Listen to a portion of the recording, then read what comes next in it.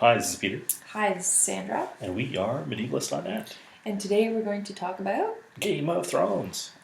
So today it was actually interesting because I really enjoyed the fact that they had focused on just a few characters like Arya, Jaime, and Brienne, and then the whole situation in King's Landing. I really enjoyed. I mean, there were the things with Stannis and Daenerys and whatever, but they were so, Like, low level. I think you talked about in the past, what's the level at which they should be cutting between different characters and different scenes and how many characters they should have in an episode. I think they did this I think this was a good balance here. Yeah, so. I think so too, and I actually enjoyed this episode. So Arya, we'll start with that. There was a very long segment on her, and the interesting fight between the Hound and was it Dondarrion? I forget his first name. Barrack Dondarrion and the Hound. It was a nice little cut where it's like Barrack uses his flaming sword, which the Hound is, and if you remember, he's a little afraid of fire, so a little, eh? They just a lot. They and you get this kind of like Hound wins the fight, and the guy stabs him like right through the chest, and somehow this guy survives. So I guess gets up. Yeah. So I guess there's something to this religion, is there? Right? The Red God, Rolor.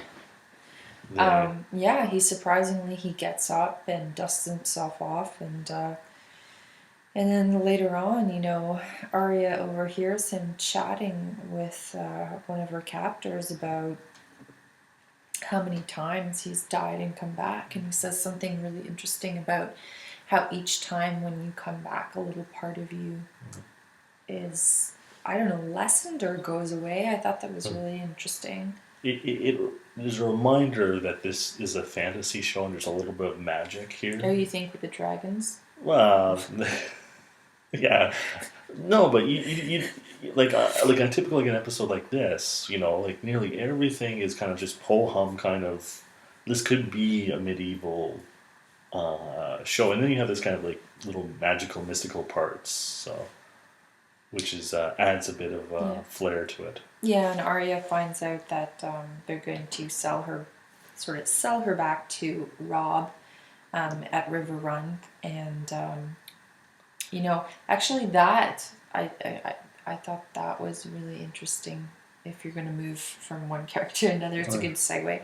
The whole thing with Robb and beheading of Lord Karstark. And the murder of the Lannister nephews. I guess there can be a debate as, he gets debated, well, should I, execute Lord Karstark? Karstark, yeah. Whatever. I think it's just... This is why, I read the books. He hasn't... we're moving along. Oh, yeah? I have to agree with his kind of advisors say, you can't do this. You need the men, you need their support right now.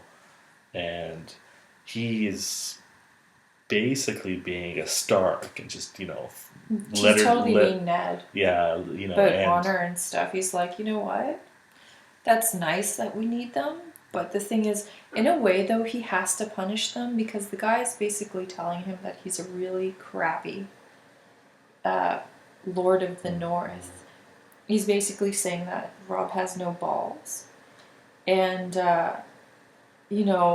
Catelyn and his advisors are like saying what you're saying about him needing them. But in the end, I think Robb made the right decision.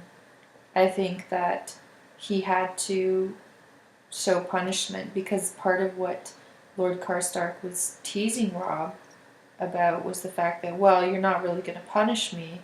You're going to be like your mom and let me go because that's what you do with traitors. You let them run roughshod over you and make a mess and then let them go for the hell of it. Really? So the fact that he actually was like, thanks for your advice, but I'm going to cut his head off anyway. And then he got really hard-ass and said, Oh, he was only watching? Great. He can watch while everybody else hangs and then hang him. I They, thought that was really oh yeah, cool. I like that. Well, Hmm. look, I have no problem with him killing all those underlings. Like they're just fodder. That yeah, that's what a good king does. I, Benevolent Peter. but like All about Lord him. Karstark, he had some value to Robb alive, But he and would never have respected Robb, and the whole concept of Robb saying, who is it? One of them said, yeah, keep him around as a hostage Mhm. and have the Karstarks, um, you know, fight for you under the pretense that if they harm you, you'll harm Lord Karstark. I don't think that was a really good hostage situation because, I mean, that whole family could just get ticked off and go put their allegiance somewhere else because they know that as a Lord of the North, Lord Karstark wouldn't. The whole honor thing and stuff. I think he had to behead him. He had to show he had a spine. they If he had just kept him as a hostage, he would have been spineless. like I don't know. To me, it seems like a move that would get rid of his kingship because he literally he's waited now. So he literally loses about half his men, and now he's kind of forced No, to not take. half. It's He's just one family. Yeah, he's now going to try a kind of a risky attack on one of the castles or one of the bases of the He's going Lannisters. to That's my understanding. Casterly Rock. He's Yeah, going to try and attack it, and he's going to go and try and get help from the Freys. yeah, Which I think is going to be tricky since he sort of rejected uh, one of the Frey daughters. yeah. Well, So like it's going to be interesting. like I think she shouldn't have let Jamie go. Really, I think that would. I think this whole mess yeah, is it's mom's fault. Yeah, mom's fault. It's Cat screwed this up from the get go. Yeah, But it is what it is, and now Rob's sort of screwed. they Basically. and like to me, it's we've all kind of seen like where he just seems to be losing, bits and pieces, and he's getting weaker all the time. That's my impression of how they've been Every time he doing. tries to lay the law down, his men go and do whatever the hell they want to do. And the thing is, to be perfectly honest, the fact that Lord Karstark killed 2 innocent teenagers, unarmed ones, like Robb said, is just, it was ridiculous. Yeah, It was just utterly ridiculous. It was pointless and ridiculous, and he's right. He's like, his son died on the battlefield. These kids had nothing to do with it. They're the only hostages Robb had of any worth. Obviously, it's just another kind of sign that he doesn't really even control his own men. No, because he let Mummy do what she did, and he didn't punish her. well, what's he gonna do? Kill his mother? Now Seriously. and now he has to start killing his more useful men. Well, they did something that was really insubordinate and dumb. But yeah, that was an interesting scene. And then, then leading on to Let's keep heading north. Stark person. Sansa's irritating the crap right out of me. I just, I loathe her so much. I remember loathing her in the books and just loathing her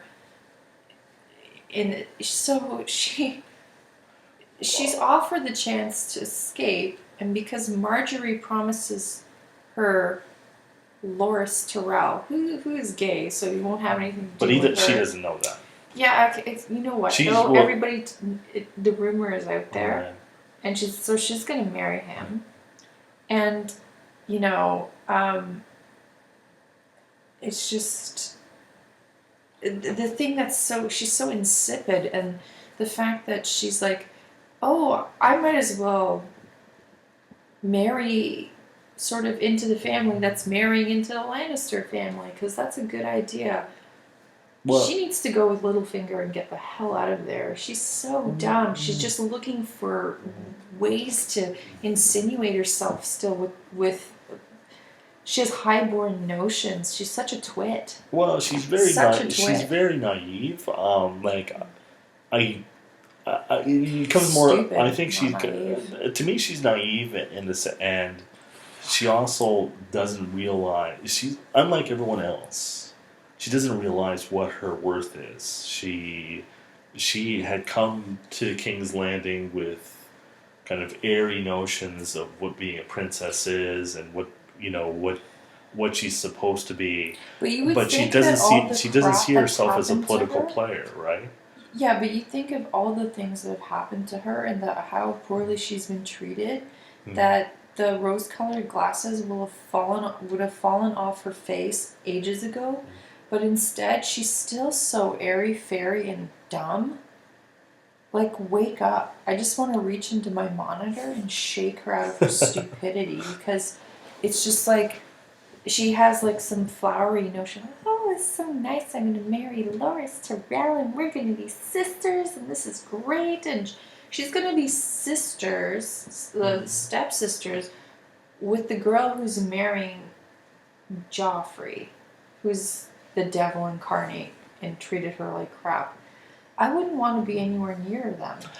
That's true. That's true. I can see that like line of thinking, but she's easily swayed and she's naive, so it's she can be tricked, right? I And can't stand her character. she's to me Christ. she's a character that other characters can show how skillful they are by playing her. And like we get lots of that. Like people have been playing her. Everyone's playing her. Marjorie is running circles around her in the intelligence department. And what's really funny is Sansa's this proper little prim lady. Mhm. And Cersei's insinuating that Marjorie's a whore, but she might dress slutty or whatever Cersei's trying to insinuate by her southern attire. But you know what? She's a smart cookie. She's like her grandmother. Well, So it looks like she's going to wind up with Tyrion. yeah, poor Tyrion. He realizes the cruelty involved in marrying her to the brother of the monster that she was supposed to be married to. And what's interesting is what I really loved is how Cersei's totally enjoying Tyrion. Is visibly upset that he's having to be married to Sansa because he thinks it's a horrible idea. And then Tywin's like, and oh snap, you're gonna marry the Loras Tyrell. And Cersei's like, oh god, no. Yeah. Well, that it's just a father being cruel to the children he hates. So, and he just sees them as just pawns as well. Yeah, he definitely, I kind of enjoy the fact that as much as Tywin loathes Tyrion because he killed his mother when he was born, he really isn't that much nicer to Cersei. No, He's pretty even in his disdain for both of them. well, I think that Tyrion's getting the better of the two marriages. That's for sure. Well, yeah, Yeah. pretty much. And the whole funny thing is, as Varys from last episode thought he was so smart, but Littlefinger's one step ahead and plants some squire in Sir Loras's bed to get the scoop on the engagement. Mm-hmm. Yeah, that's It's it just reminds you that everyone's playing everyone. Pretty much. Except for Sansa. She doesn't know what's going on. Everybody's She's a tool. In King's Landing. I don't care if people flame this YouTube post and hate my guts. I stand by the fact that I despise Sansa and I think she's a tool.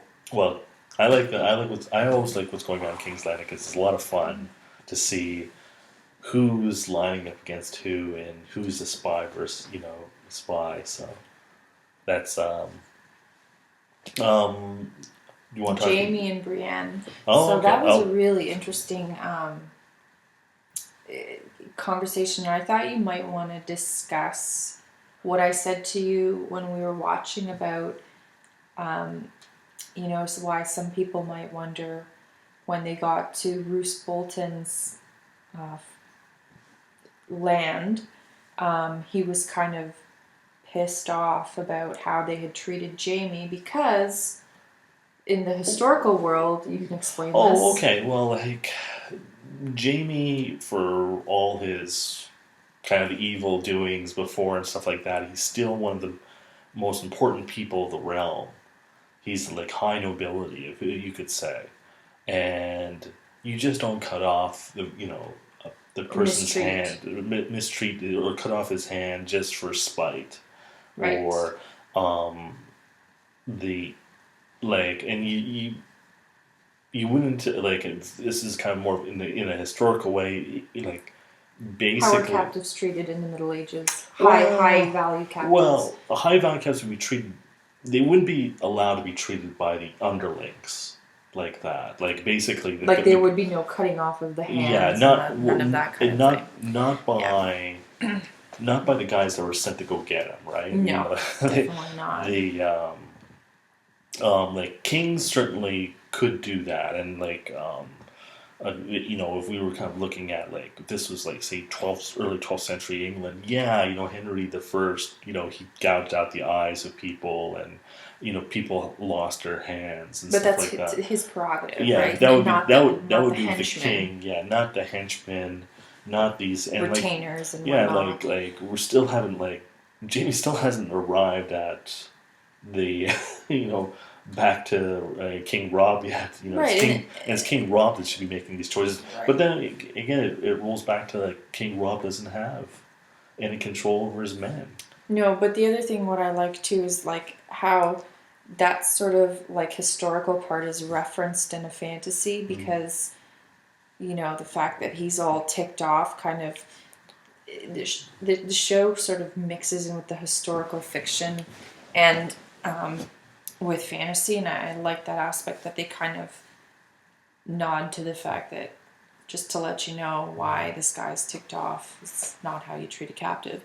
And then we have the whole interesting bathtub scene where Jamie gets in the water with Brienne and decides to expunge himself. His full soul as he's kind of washing himself away.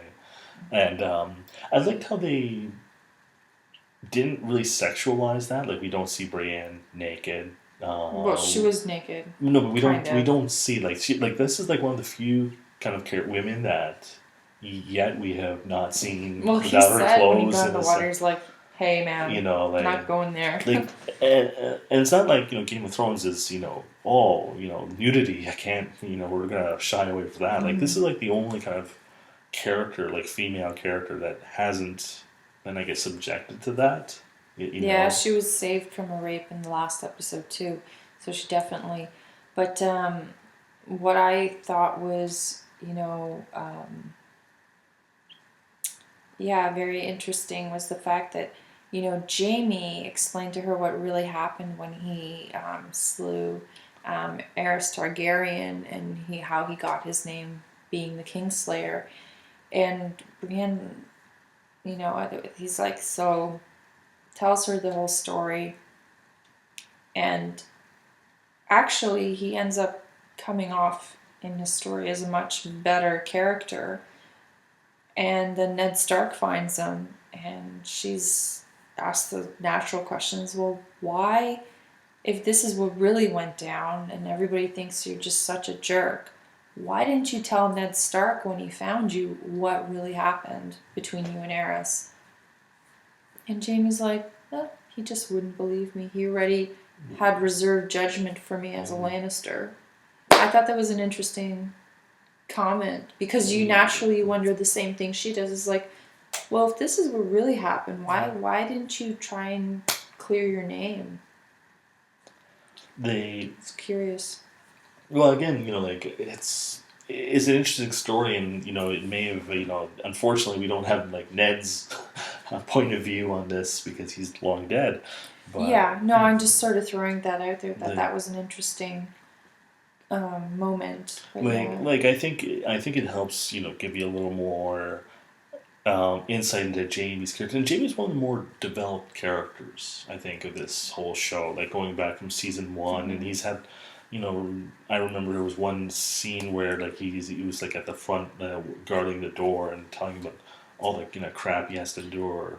Jaime's a bastard, but I like him so much more than Sansa. I think this is more redeemable, her likable than her by far. And like he's been a jerk. Jaime's like he's a character that you can hate and admire, right? Right, Like grudging respect for him. If he's one of those kind of villains of the story, and he's always come across as a kind of a villain, more on the villainy side. The villainy side. That tune in next week for the villainy side of things with Peter Vignetti. well, like no character here is great and good. Like the closest was Ned Stark. Yeah. And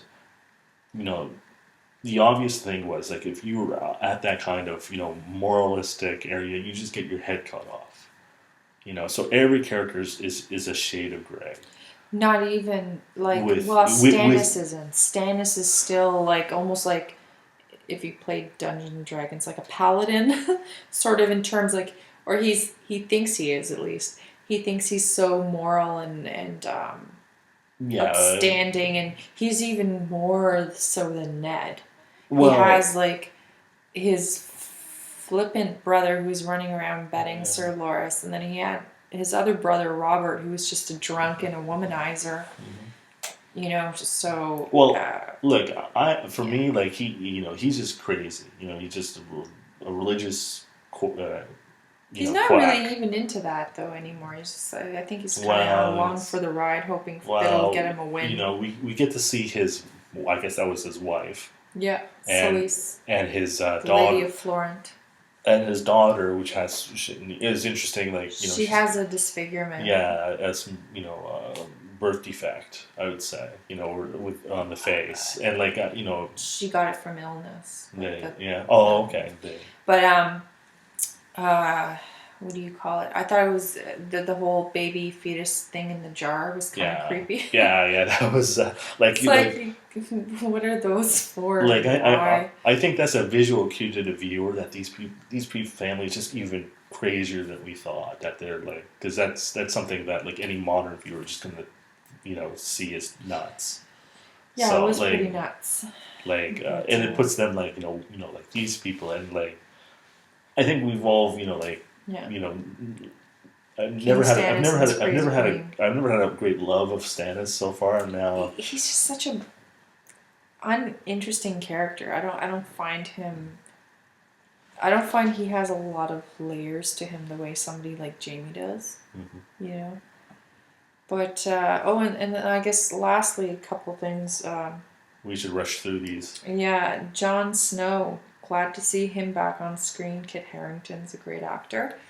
And he finally, breaks his vows and gets with Ygritte, which we've been waiting for ages. We knew that was going to happen, that the fur was going to fly. Oh, yeah, literally. The furry boots were going to come off, and they were going to...